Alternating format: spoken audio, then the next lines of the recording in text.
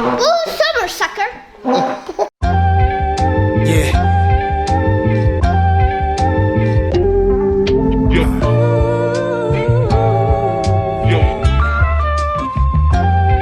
I don't work this hard to be around people I don't like. Yeah.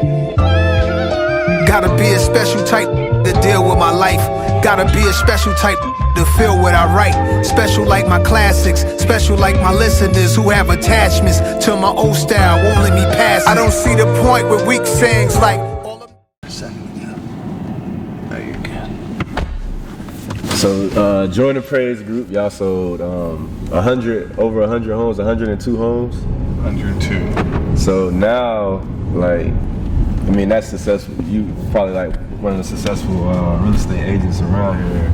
What is the challenge now? Like, what is the challenge for this year going forward? Or are you trying to top 102?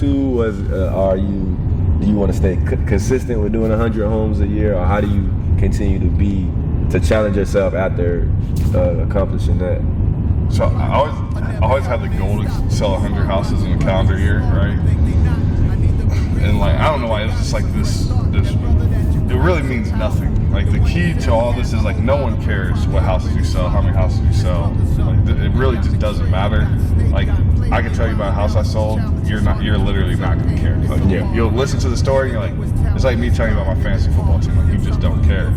So like, it's all kind of like, I guess, mental games to stay motivated. Like, obviously trying to be competitive. So like 100 homes a year was like always would be just cool to do, right? Sell 100 a year. But this year we're kind of restructuring and going more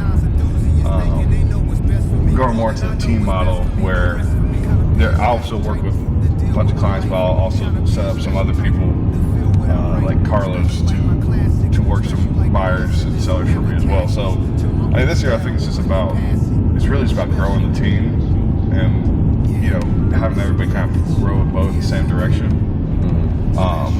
So the challenge isn't, the number of homes is somewhat arbitrary. Like, I would like to sell over 100 again. I like to sell over 100 for the rest of my life. Actually, the goal would be 144, but that's because since I'm bringing in more people to help me with selling homes, I think our increases our bandwidth so we can do more. But really the goal, the challenge this year is to get a team up and running, because like Ariel is going away.